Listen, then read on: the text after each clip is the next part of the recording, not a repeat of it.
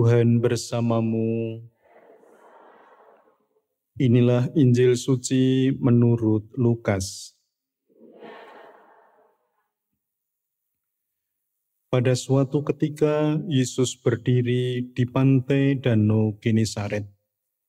Orang banyak mengerumuni dia, hendak mendengarkan sabda Allah.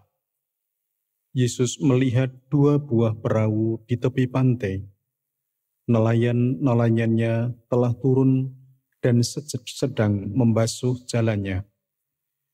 Ia naik ke dalam salah satu perahu itu, yaitu perahu Simon, dan menyuruh dia supaya menolakkan perahu itu sedikit jauh ke pantai, dari pantai.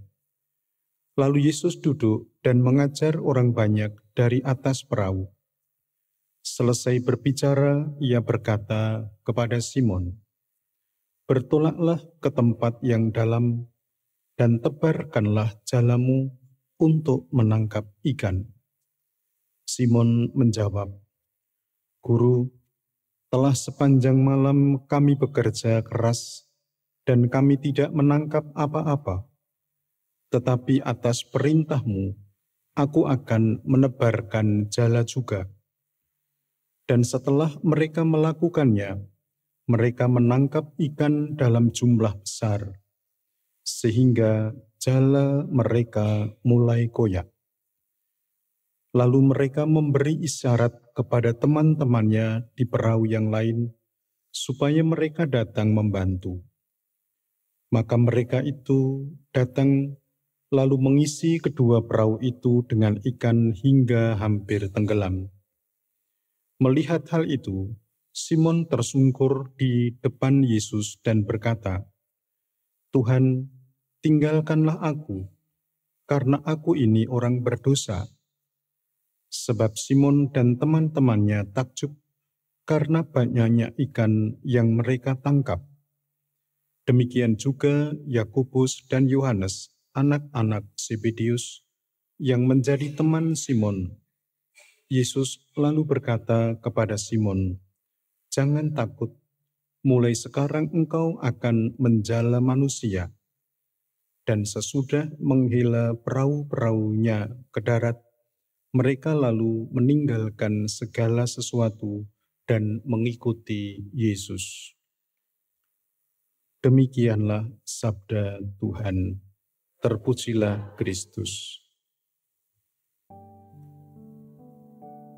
Para saudara yang terkasih di dalam nama Tuhan, sekurang-kurangnya ada dua hal yang menurut saya menarik dan muncul di dalam permenungan saya terkait dengan kutipan bacaan Injil ini tadi. Yang pertama adalah kepercayaan Simon Petrus terhadap Yesus Kristus.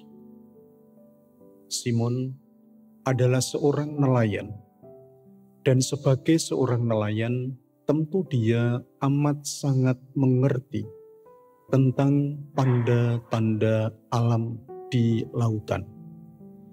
Dan dia sudah semalam-malaman menangkap ikan, tetapi tidak mendapat apa-apa. Ketika Yesus meminta kepada Simon untuk menebarkan jala, Simon pun melakukan hal itu. Dia taat terhadap apa yang dikatakan oleh Yesus. Artinya, dia percaya kepada Yesus.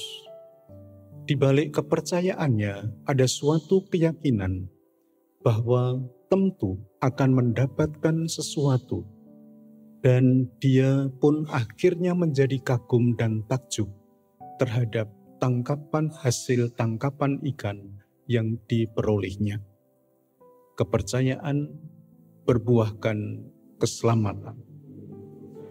Yang kedua, transformasi dari penangkap ikan menjadi penangkap manusia.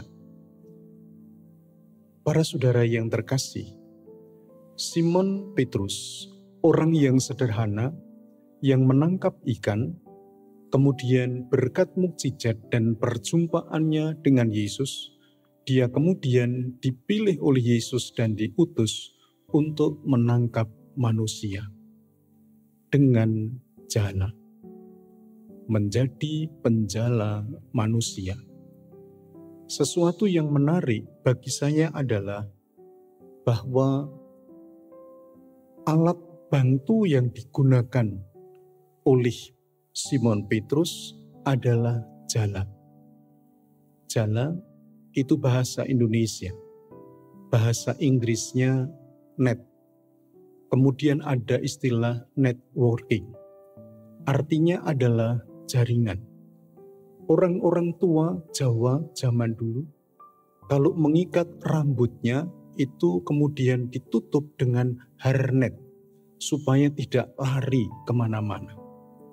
Maka menurut hemat saya, menjadi penjala manusia adalah menjadi jejaring satu dengan yang lain, agar mereka menjadi satu di dalam perutusan dengan Tuhan. Tidak kemana-mana, tetapi satu arah, satu tujuan, didasarkan pada satu iman yang sama.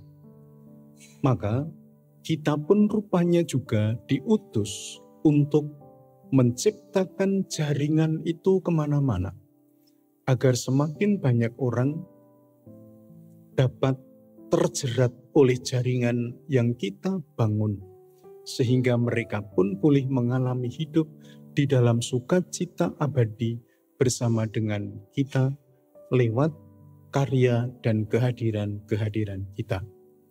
Maka marilah para saudara yang terkasih, kita teruskan tugas Simon Petrus menjadi penjala manusia.